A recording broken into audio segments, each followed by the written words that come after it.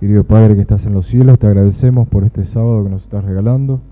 Queremos pedirte que tu Espíritu Santo esté con nosotros al abrir tu palabra. Lo rogamos humildemente en el nombre de Jesús. Amén. Feliz sábado, estamos probando nueva tecnología. Creo que anda bien. ¿Cómo están? ¿Bien? Estamos contentos de estar en la casa de Dios. Vamos a abrir la Biblia en San Mateo capítulo 7. Por ahí nos cuesta acostumbrarnos a este nuevo horario, pero veo que la iglesia está bastante llena, así que es lindo saber que podemos estar en la presencia de Dios. Mateo capítulo 7. Hay un salmo en la Biblia que dice: si Jehová no edificare la casa, en vano trabajan, ¿quiénes? Los que la edifican. Saben, es interesante porque esto nos hace pensar a nosotros en quién estamos edificando nuestra vida, sobre quién o quién está edificando nuestra vida, quién está edificando nuestra familia, quién está edificando nuestros planes, quién está edificando nuestros sueños, quién está edificando nuestra vida espiritual, sobre quién estamos edificando nuestra vida. Y hay un pasaje que quiero que reflexionemos en esta mañana. Y vamos a repasar brevemente la historia de dos personajes de la Biblia que uno hizo lo que Jesús plantea en la primera parte de esta parábola y otro hizo lo que Jesús plantea en la segunda parte. Vamos a leer Mateo capítulo 7 y vamos a tratar de sacar algunas enseñanzas después para cada uno de nosotros. Mateo capítulo 7, versículo 24, dice la Biblia: cualquiera pues que me oye estas palabras y las hace, le compararé a un hombre prudente que edificó su casa sobre ¿qué cosa? Sobre la roca. Descendió lluvia, vinieron ríos y soplaron vientos y golpearon contra aquella casa, pero la casa no cayó porque estaba fundada sobre ¿qué? Sobre la roca. Pero cualquiera que me oye estas palabras y no las hace, le compararé a un hombre insensato que edificó su casa sobre la arena. Y descendió lluvia y vinieron ríos y soplaron vientos y dieron con ímpetu contra aquella casa, y la casa cayó y fue grande su ruina. Muchas veces hemos oído esta parábola. De hecho, hoy a la mañana antes de venir a la iglesia, mi hija, que no pudo venir porque está con un problemita de salud, estaba cantando ese cantito que dice: construye tu casa sobre la roca. ¿Se acuerdan de ese? ¿Sí? A los chicos se les enseña siempre. Y ella justo estaba cantando ese cantito sin saber que yo justo iba a predicar hoy de este tema. Y digo, qué bueno, ¿no?, que uno a los niños pueda enseñarles desde pequeños estas cosas. Cosas que aprenden en la escuelita sabática, que aprenden en la escuela adventista. La verdad que es lindo que nosotros podamos aprender esas cosas o enseñárselas a nuestros hijos desde pequeños. Pero nosotros que somos adultos, Jesús nos está enseñando esta parábola en esta mañana. Y hay dos o tres similitudes que quiero que veamos antes de ir a las historias de la Biblia para poder analizar. En primer lugar, fíjense ustedes que los dos grupos de personas oyen la palabra de Dios. No es que un grupo oye y el otro grupo no oye la palabra de Dios, sino que los dos grupos oyen la palabra de Dios, salvo que unos le hacen caso a lo que dice Jesús y otros no le hacen caso a lo que dice Jesús. Pero los dos grupos oyen la palabra de Dios. Podemos decir que todos los que estamos acá presentes, todos los que están escuchando la radio, todos los que en algún momento han recibido un estudio bíblico, los que en algún momento han leído algún folleto, o en algún momento alguien les ha hablado del mensaje, alguna parte del mensaje o todo, no interesa, todas esas personas que han oído o que oyen son los destinatarios de esta parábola. O sea que nosotros los que estamos acá presentes en esta mañana somos destinatarios de esta parábola porque oímos la palabra de Dios. Salvo que algunos hacen caso y son prudentes, son llamados prudentes por Jesús, y otros no le hacen caso, los insensatos. En segundo lugar, la otra similitud: ambos edifican. No es que uno edifica y el otro no, sino que ambos edifican. Salvo que unos edifican sobre ¿qué cosa? Sobre la roca. Y el otro grupo ¿sobre quién edifica? Sobre la arena. Y hay una tercera similitud. Fíjense qué interesante, porque tanto el versículo 25 como el versículo 27 dice que sobre ambos grupos desciende lluvia, vienen ríos y soplan ¿qué cosa? Vientos. O sea que los dos grupos de personas son probados.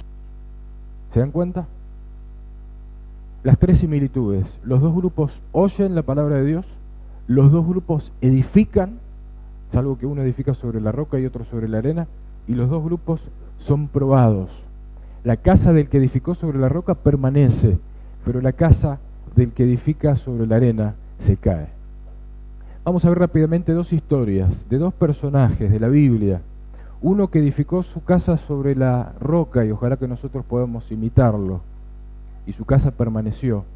Y otro que edificó su casa sobre la arena, y su casa, su vida se vino abajo, porque no hizo lo que tenía que hacer. Vamos a ir a Job capítulo 1, al Antiguo Testamento. Job capítulo 1. Job capítulo 1,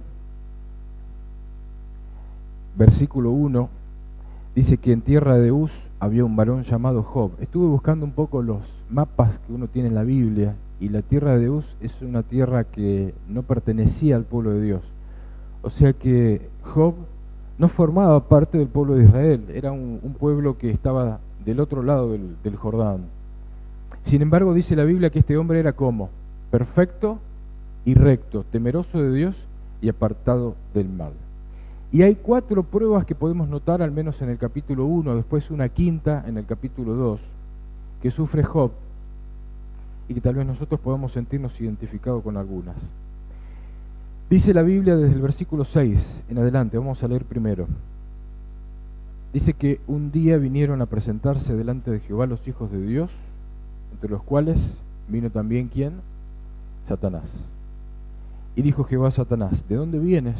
Respondiendo Satanás a Jehová le dijo, de rodear la tierra y de andar por ella. Y Jehová le dijo a Satanás, ¿no has considerado a mi siervo Job, que no hay otro como él en la tierra, varón perfecto y recto, temeroso de Dios y apartado del mal? Respondiendo Satanás a Jehová le dijo, ¿acaso teme Job a Dios de balde? ¿No le has cercado alrededor a él y a su casa y a todo lo que tiene? Al trabajo de sus manos has dado bendición, por tanto sus bienes han aumentado sobre la tierra. Pero extiende ahora tu mano y toca todo lo que tiene, y verás si no blasfema contra ti en tu misma presencia. Dijo Jehová a Satanás, he aquí todo lo que tiene está en tu mano, solamente no pongas tu mano sobre él.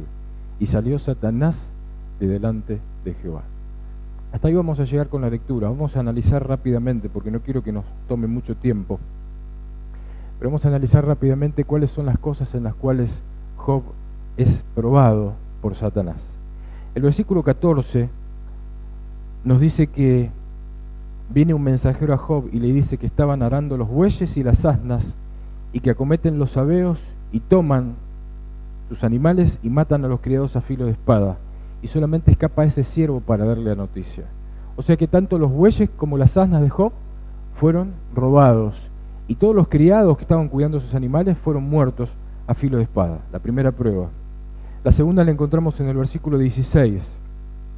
Dice que aún estaba este siervo hablando cuando vino otro que le dijo, fuego de Dios cayó del cielo. Fíjense, en esa época, o a veces uno cuando desconoce qué es lo que ocurre detrás de bambalinas o detrás de las cortinas, por eso el libro de Apocalipsis justamente se llama así. Apocalipsis significa correr un velo, porque Dios nos revela cosas que a veces nosotros no sabemos.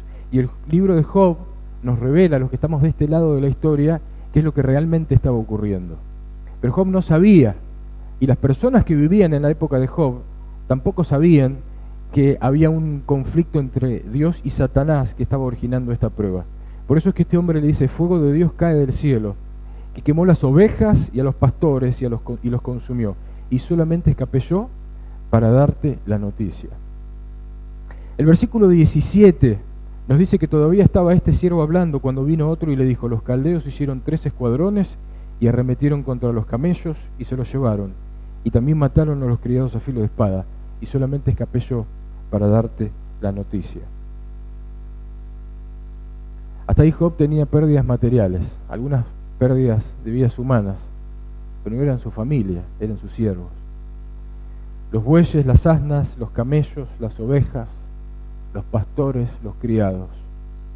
Sin embargo, en el versículo 18 a Job le dan tal vez lo que para él probablemente haya sido la peor de las noticias. Le dice el versículo 18 que entre tanto que éste hablaba, vino otro que dijo, tus hijos y tus hijas estaban comiendo y bebiendo vino en casa de su hermano el primogénito.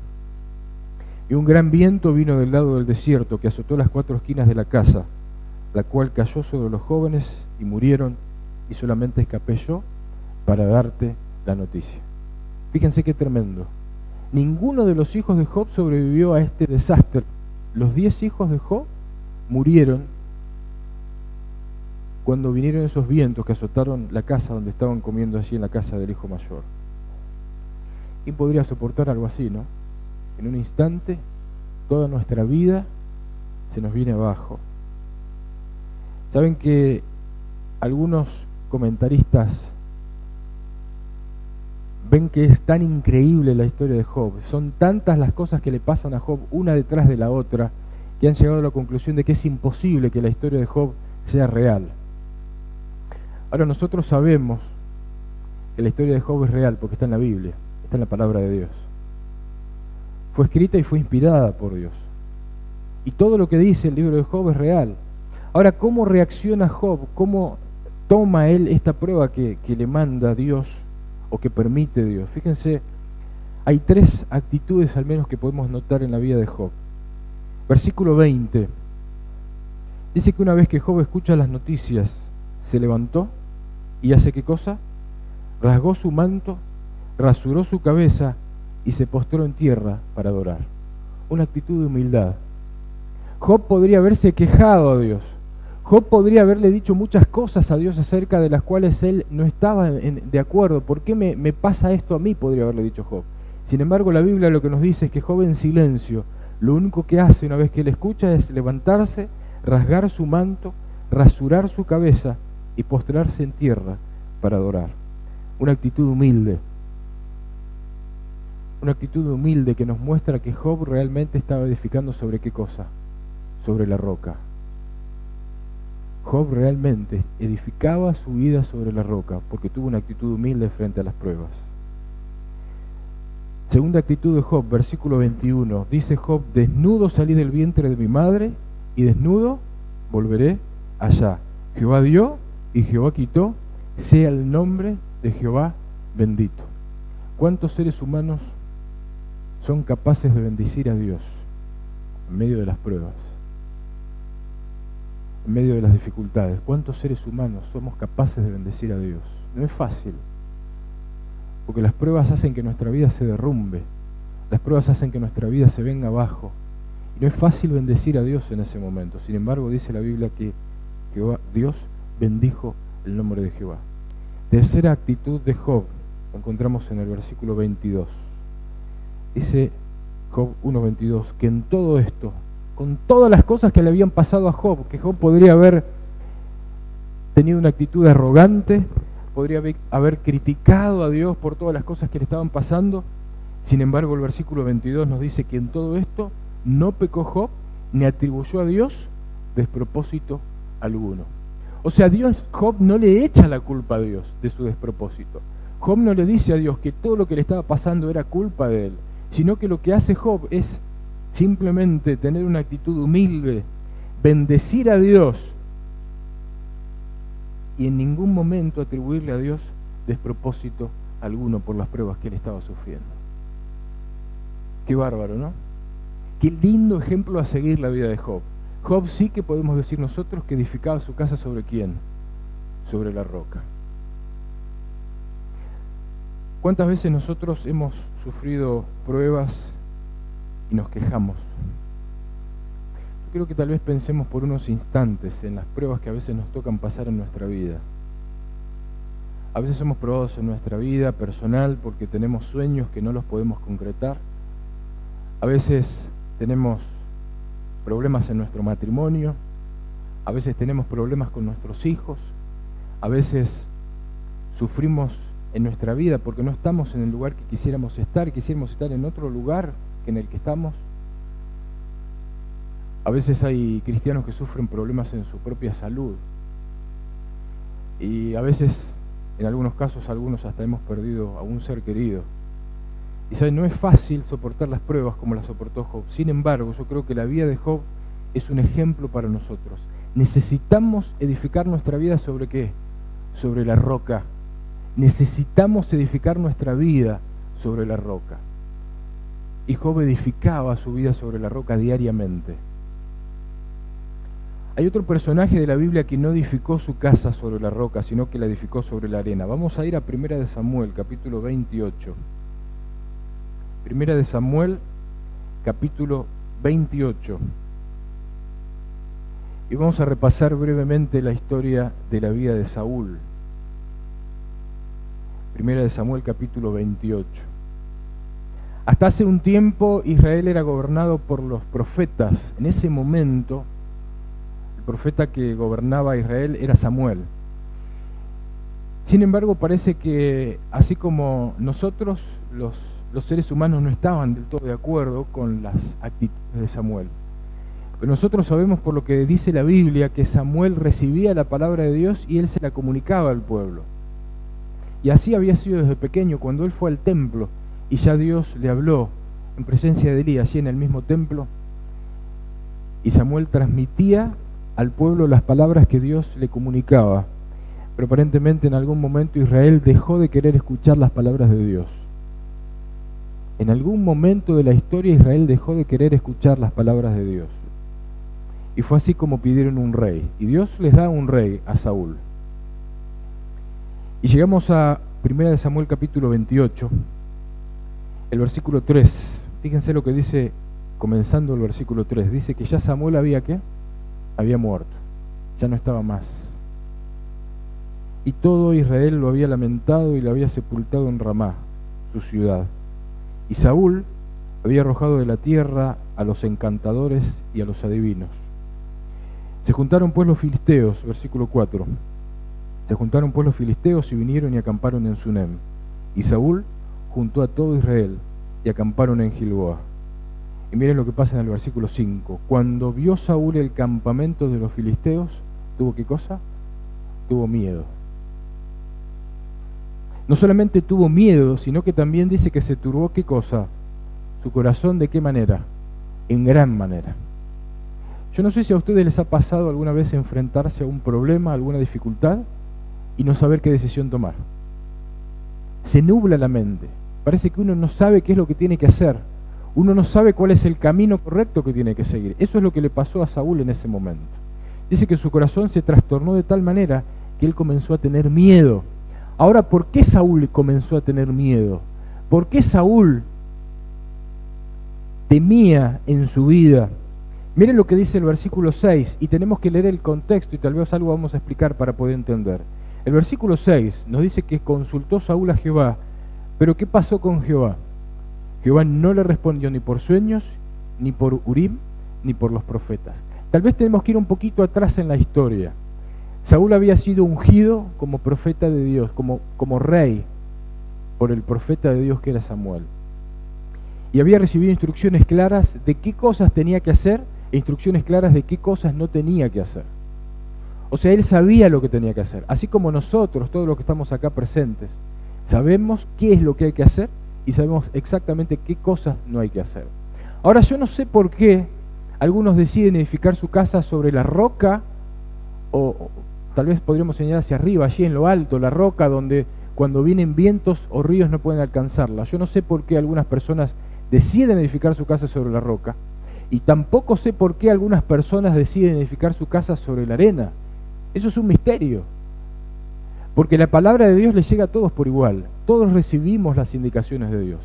Todos sabemos perfectamente cómo debemos conducir nuestra vida, cómo debemos conducir nuestro matrimonio, cómo debemos dirigir la educación de nuestros hijos. Todos sabemos qué debemos hacer cuando nosotros cobramos nuestro dinero, qué tenemos que hacer con ese dinero, cuánto le debemos dar a Dios, cuánto debemos quedarnos para nosotros, y esa parte de lo que nos queda a nosotros, todos sabemos cómo tenemos que administrarla. Todos sabemos cómo tenemos que cuidar nuestra salud.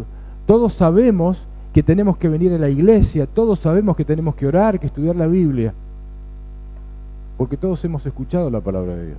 Ahora, yo no sé por qué algunos deciden edificar su casa sobre la roca y otros deciden edificar su casa sobre la arena. Yo no lo sé, yo no puedo dar la respuesta en este momento. Lo que yo sí quiero en este momento que nosotros podamos reflexionar es poder respondernos a la pregunta sobre quién estoy edificando mi vida. ¿Sobre quién estoy edificando mi vida, hermanos? ¿Qué estoy haciendo con mi vida? ¿Estoy escuchando los consejos de Dios? ¿Estoy escuchando la palabra de Dios que día tras día le habla a mi mente y viene y me dice una cosa y otra? ¿Estoy oyendo la palabra de Dios? ¿O estoy haciendo oído sordo y estoy edificando sobre la arena? Porque no me interesa edificar sobre la roca. Porque yo quiero hacer las cosas como a mí me parece. Y esa era la historia del caso de Saúl. Dice que Saúl consultó a Jehová, pero Jehová no le respondió ni por sueños, ni por Urim, ni por los profetas. Yo quiero decirles lo siguiente. Cuando nosotros repasamos la vida de Saúl, nos damos cuenta que Saúl tuvo incontable cantidad de oportunidades para hacer la voluntad de Dios. En un momento, Saúl fue instruido específicamente por Samuel y le dijo: ve a tal lugar, no vayas a la guerra antes de que yo llegue y ofrezca el sacrificio. Samuel tenía que llegar y ofrecer un sacrificio porque era el único preparado para ofrecer ese sacrificio. Y como Samuel no llegaba, y se demoraba un día, y se demoraba, y se demoraba, y se demoraba, a Saúl no se le ocurrió mejor idea que pedirle a sus soldados que trajeran un cordero, y él, sin ser sumo sacerdote, sin estar ordenado para hacer absolutamente nada, tomó un cuchillo y ofreció un sacrificio, pero se lo ofreció a Dios, pero hizo lo que no tenía que hacer. En otro momento de la historia, y no me interesa ponerme a explicar por qué o estudiar por qué ahora, Dios le dio una orden a Saúl y le dijo a través de Samuel que tenía que ir a los amalecitas y tenía que destruirlos. Y no tenía que dejar ni adultos, ni ancianos, ni niños, ni animales, ni nada. Una orden que tal vez nosotros no podemos entender, pero no viene al caso, tal vez en otro momento podríamos estudiar ese tema. Pero esa fue la orden de Dios, una orden que nosotros podemos pensar que era ilógica. Ahora yo quiero preguntarles, ¿qué hacemos nosotros con las órdenes que Dios nos manda, que a nuestro entender nos parecen ilógicas? ¿Le hacemos caso a Dios? Es ilógico tener que respetar el sábado. ¿Cuánta plata podemos nosotros ganar si trabajáramos en sábado? Es ilógico tener que devolver el diezmo. ¿Cuántas cosas podríamos hacer si tuviéramos que devolver el diezmo? Es ilógico tener que educar a nuestros hijos en los caminos de Dios, cuando hoy lo que nos dicen el mundo es que nosotros tenemos que dejar que nuestros hijos crezcan y que hagan lo que a ellos les parezca que tienen que hacer. Es ilógico que nosotros tengamos que leer la Biblia, cuando hoy la Biblia es considerada un libro arcaico, antiguo, pasado de moda. ¿Por qué yo tengo que basar mi vida en un libro viejo que fue escrito por hombres que ni siquiera me conocían a mí? ¿Saben qué? Hay muchas cosas que Dios te va a pedir, que a tu entender van a parecer ilógicas, pero son las órdenes que Dios te está dando. Y a Saúl Dios le había dado una orden que parecía ilógica, pero Saúl tenía que hacer caso, y Saúl no hizo caso, porque Saúl perdonó lo mejor que tenía Amalec. Al rey lo perdonó, había animales que estaban bien lindos, que parecía que estaban buenos, Saúl también los perdonó, y todo el resto, a su entender, que no valía la pena, Saúl lo destruyó. Pero lo que valía la pena, Saúl lo dejó con vida. Pero esa no fue la orden que Dios le había dado. Y así un montón de veces nosotros encontramos que Saúl desobedece las indicaciones de Dios. Y cuando Samuel muere, como a veces nos pasa con las personas que ya no están, ahí quisiéramos escuchar sus consejos, porque ya no están. Y a Saúl le pasaba exactamente lo mismo. Sin embargo, dice que Saúl quiso consultar a Jehová, pero Jehová ya no le respondió, ni por sueños, ni por Urim, ni por los profetas. Urim, según lo que hemos podido leer hasta donde sabemos, porque la Biblia no habla mucho, aparentemente había 2 piedras en el pectoral de los sacerdotes, que cuando el pueblo iba a consultarle a Dios, si se encendía una con una luz, significaba que sí, y si caía oscuridad sobre la otra piedra, significaba que no. Entonces era una serie de preguntas por sí o por no, hasta que los israelitas se entendían. Podemos ver varias historias de David, inclusive, ustedes pueden investigar después en sus casas. Sin embargo, llegamos al momento en el que Saúl no recibe respuesta de Dios. Y entonces, ¿qué hace Saúl? ¿Qué hace Saúl para tener una respuesta? Porque los seres humanos necesitamos alguna respuesta. Ojalá tuviéramos la respuesta de Dios, pero cuando no tenemos la respuesta de Dios, porque no me interesa escuchar a Dios, porque siempre desoí los consejos de Dios, miren lo que dice el versículo 7. Entonces Saúl le dijo a sus criados: buscad una mujer que tenga, ¿qué cosa? Espíritu, ¿de qué? De adivinación. Busquen una mujer que tenga espíritu de adivinación, para que yo vaya a ella y por medio de ella pregunte. ¿Se dan cuenta? ¿En qué cayó Saúl? En las soluciones humanas, como caemos muchas veces los seres humanos. ¿Sobre quién edificaba Saúl? Saúl edificaba sobre la arena. Si leemos algunos versículos más adelante, vamos a darnos cuenta de que Saúl termina suicidándose en medio del campo de batalla, porque vio que las cosas ya estaban perdidas. ¿Qué diferencia entre las dos vidas, verdad? Job, por un lado, probado. A Job Satanás le sacó sus bienes materiales, sus animales, sus siervos y hasta sus propios hijos, pero Job permaneció firme porque estaba edificando ¿sobre quién? Edificaba sobre la roca. ¿Y qué diferencia con la vida de Saúl? Que Saúl también recibió todas las bendiciones posibles que puede recibir una persona. Era el más lindo, el más apuesto, el más agradable, el más alto. Tenía todo para ser un exitoso en el pueblo de Dios. Y sin embargo siempre hizo lo que a él le parecía que tenía que hacer. Él escuchaba la voz de Dios, pero él desoía los consejos de Dios y siempre hacía lo que tenía que hacer. Saúl edificó su casa ¿sobre qué? Sobre la arena. La pregunta que yo quiero hacerte en esta mañana es: ¿sobre quién estás edificando tu vida? Y tal vez nosotros nos preguntemos: ¿vale la pena edificar sobre la roca? ¿Qué les parece a ustedes? Miren, hay una cita que encontré que dice lo siguiente: los peligros de los últimos días probarán la genuinidad de nuestra fe. Las poderosas oleadas de las tentaciones y de las pruebas se abatirán sobre todos. ¿Escucharon bien? ¿Quiénes van a ser probados? Todos. Todos vamos a ser probados en algún momento en nuestra vida espiritual. Todos en algún momento vamos a ser sacudidos en nuestro matrimonio.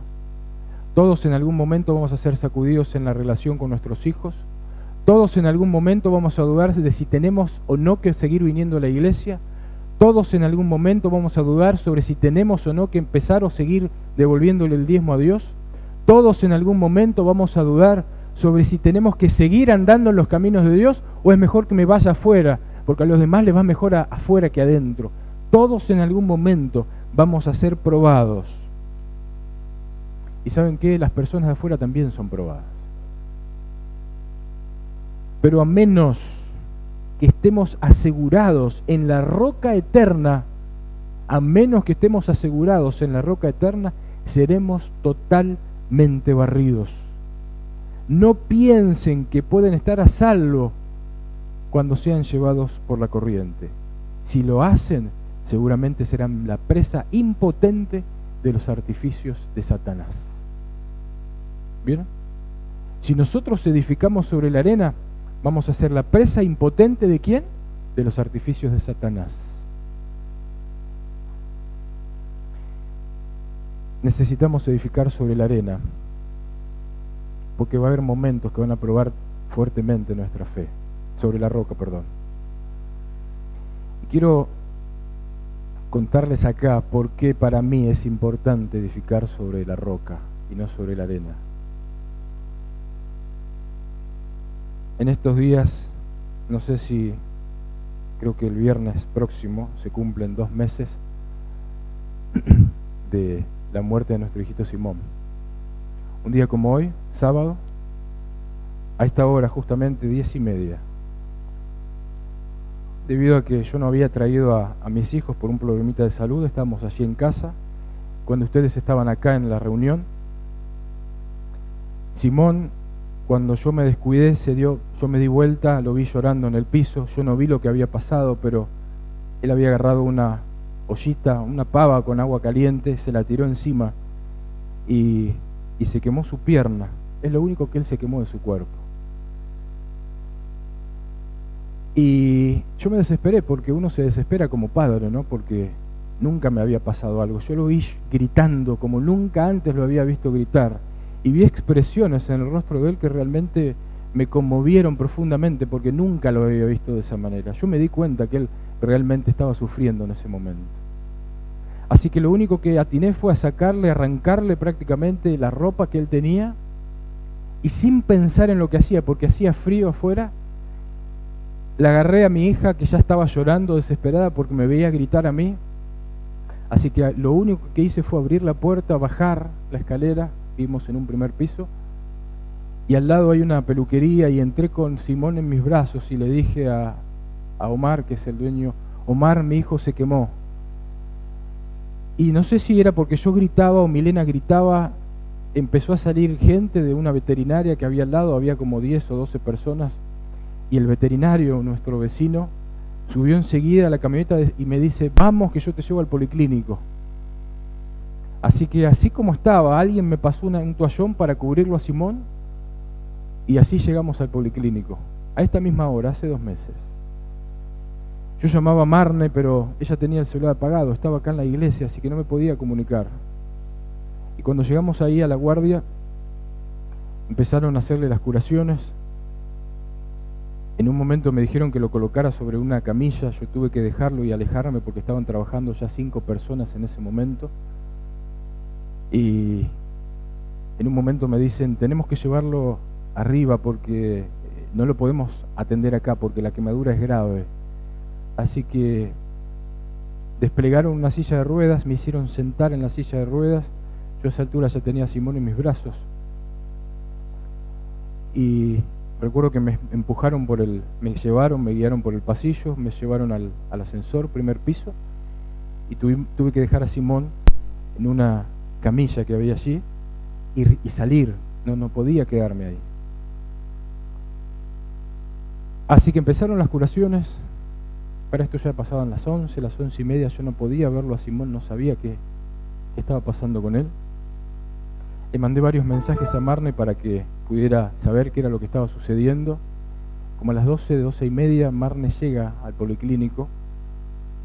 Le cuento lo que había pasado y le digo: tenemos que hacer los arreglos porque me están pidiendo que baje para hacer la internación. Así que después de traer algunas cosas Marne para que yo me cambiara, porque yo me acuerdo que había salido así como estaba recién levantado a la calle, con ropa de cama, y así estaba en el policlínico, no estaba vestido. Me fui al baño, me cambié y salí para hacer los papeles, los trámites de la internación y firmar todo lo que había que firmar. Marne se quedó con Simón así en la pieza. Simón ya estaba bien, estaba estable. Y yo me acuerdo que cuando bajo, firmo, subo por la escalera que hay atrás. Cuando quiero ingresar a la habitación, veo que entra gente y sale desesperada. Entrando y saliendo gente, y cada vez entraba más gente, y cada vez entraba más gente. Y cuando yo quiero ingresar a la habitación, una enfermera me frena en la puerta y me dice: no puede pasar. Le digo: ¿pero cómo no puedo pasar? ¿Qué pasó? Su hijo entró en paro. Yo no podía entender, no entendía qué era lo que estaba pasando en ese momento, no entendía nada. Y en ese momento vi una de las cosas más feas que me tocaron ver en mi vida. Porque a Simón lo corrieron del lugar, él estaba con la cabecita hacia adentro, porque yo no lo veía, después lo acomodaron hacia afuera, y entraba tanta gente y salía tanta gente que yo veía lo que estaba pasando hacia adentro. Y vi cómo a Simón lo acostaban, Simón ya con los ojitos cerrados, mirando para arriba. Le pusieron un respirador y un médico o alguien allí del policlínico lo empezó a hacer resucitación. Imagínense ustedes el dolor que me provocó ver eso, porque yo no podía creer que a mi propio hijo le pasara eso. Yo no entendía nada, como 1 hora y media, hacía instantes que yo lo había despedido. Él estaba con sus ojos abiertos, me había mirado a mis ojos, y yo bajé, y cuando subí ya no lo pude ver más. Y recuerdo que en ese momento Marne ya se fue, ya estaba totalmente descompensada emocionalmente. Y así pasaron algunas horas. Empezó a llegar gente, varios de ustedes que están acá estuvieron acompañándonos y siempre se los vamos a agradecer toda la vida eso. Empezaron a llegar personas y empezaron a pasar las horas. Yo me acuerdo que cuando había llegado Matías, Pablo y no recuerdo quién más que estaba allí, yo les conté algo que me había pasado en esa semana. Y esa semana, antes de que nos pasara esto con Simón, yo estaba en casa solo, no sé si fue un miércoles, creo que fue el miércoles. Y no sé por qué, porque nunca lo hago, pero me senté al borde de la cama mirando hacia la nada y empecé a pensar en Simón. Y si ustedes recuerdan, cuando Simón estaba todavía en la pancita, él tuvo algunos problemitas, casi que nació con algunos problemas de salud, después por milagro nació bien. Pero yo pensaba, nunca había pensado eso en mi vida. ¿Y si Simón nació solamente para que nosotros lo conozcamos y para que podamos disfrutarlo? Yo pensé eso en ese momento. Creo que era el miércoles anterior a esto que le pasó a Simón. ¿Y si Simón nació solamente para que lo conozcamos? Algo ilógico, ¿verdad? ¿Cómo puede uno pensar eso? Jamás a mí se me había pasado esa idea por la cabeza. Sin embargo, yo ese día, 3 días antes de lo que le pasó a Simón, yo pensé eso, mirando hacia la pared. No entendía por qué pensaba eso, pero yo pensé eso. Y recuerdo que traté de pensar en otra cosa, empecé a orar para sacarme esa idea porque digo, esto no me está haciendo bien y comencé a hacer otras cosas. Y yo esa historia se la conté a Matías, a Pablo y no recuerdo quién más estaba allí en ese momento. Me acuerdo que también estaba Marito, que fue Martín, que fueron de los primeros en llegar. Y en un momento dado de esas horas, yo no tengo ya noción, pero me dijeron, volvió el paro. Y ya la desesperación iba cada vez creciendo más. Y en un momento viene la doctora y me dicen, saben, tengo que decirles algo. Volvió a darle otro paro. Y estuvo 20 minutos sin oxígeno. A esa altura, mi hijo ya era un vegetal. Porque 20 minutos sin oxígeno, el cerebro ya se muere. Seguía latiendo su corazón, pero ya me dice la doctora, si tu hijo vive, van a tener que enfrentarse a lo que sea. Estén dispuestos a lo que sea, porque no sé siquiera si les va a responder.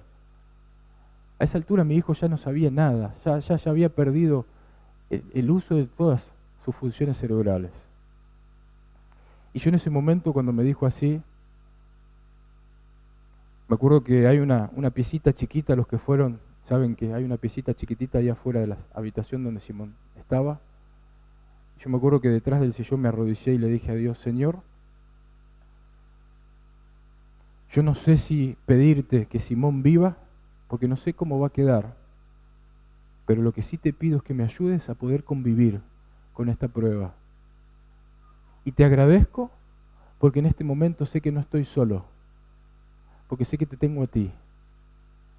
Por supuesto también estaban todos mis hermanos allí, familiares algunos, que estaban acompañándonos, pero la presencia más fuerte que yo tenía en ese momento era la presencia de Dios. Y yo me acuerdo que en ese momento de la prueba difícil, lo único que le agradecí a Dios es de poder estar firme, de no haber perdido todavía mi confianza en Él. Y le digo, por favor, si me llegan a dar la noticia más fea, la noticia que yo no quiero escuchar, que no pierda la fe. Creo que pasó 1 hora después de eso, y eso de las 7 y algo. Después, cuando leímos el parte 19:15, es el horario exacto de la muerte de Simón, vino la doctora y nos dijo esas palabras que uno nunca quiere escuchar. Hicimos todo lo que pudimos. Y ahí la vida se derrumba, ¿no? Porque uno es lo que nunca quiere escuchar. Pero quiero decirles algo, yo en ese momento me alegré de que hasta ese momento había venido edificando mi vida sobre la roca.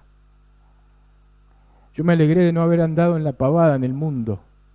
Yo me alegré de haber estudiado cada día la Biblia.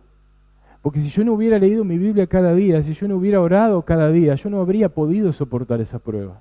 Yo no podría estar en este momento parado aquí delante de ustedes predicando este sermón. Si yo no hubiera en algún momento, porque tuve muchas pruebas y muchas dificultades que Satanás intentó sacarme y apartarme de los caminos de Dios. Nada es mérito mío, quiero decirles. El único que me sostuvo en ese momento fue Jesús. Por eso es que yo quiero leer un último pasaje, que es de Hechos capítulo 4. Cuando nosotros a veces pensamos, Hechos capítulo 4, que el mundo puede darnos una solución,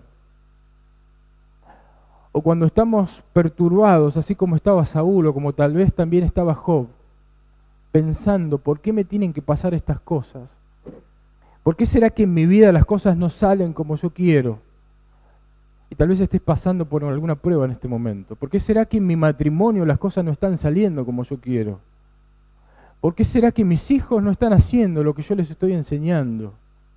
¿Por qué será que mis planes en este mundo no son lo que yo quiero? Yo no estoy pudiendo concretar las cosas que yo quiero en este mundo. Y a veces nosotros pensamos agarrar la sartén por el mango y tomar decisiones sin Jesús. Yo quiero terminar con Hechos capítulo 4, versículo 12. Palabras de Pedro: en ningún otro hay salvación, porque no hay otro nombre bajo el cielo dado a los hombres en quien podamos ser salvos. Nadie te va a ayudar en tu vida en los momentos de la prueba. Nadie va a ayudarte en tu vida si tu matrimonio tiene crisis. Nadie va a ayudarte en tu vida si en este momento estás atravesando por alguna crisis económica, o alguna crisis de salud, o alguna crisis existencial, o alguna crisis espiritual. A nadie le interesa ayudarte en tu vida. Al único que sí le interesa y el único en el cual sí vale la pena confiar es en nuestro Señor Jesús. Porque si confías en Jesús, vas a poder permanecer firme en medio de las pruebas, que seguramente en algún momento van a venir. En ningún otro hay salvación, porque no hay otro nombre bajo el cielo dado a los hombres en quien podamos ser salvos. Quiero invitarte en esta mañana a que si has venido edificando sobre la arena, puedas comenzar a edificar sobre la roca. No interesa por qué motivos hasta hoy has estado edificando, si es que lo has hecho, no interesa por qué motivo has estado edificando sobre la arena. Lo que quiero invitarte en esta mañana es a que comiences a edificar tu vida sobre la roca que es Jesús. Porque cuando vengan pruebas, cuando vengan dificultades, Jesús es el único que te va a permitir permanecer firme, permanecer de pie. Y ese permanecer firme y ese permanecer de pie va a permitirnos que cuando Cristo venga, nosotros podamos dejar atrás todas esas pruebas, todo ese dolor que este mundo nos ha dejado. Que Dios pueda bendecirnos en esta mañana.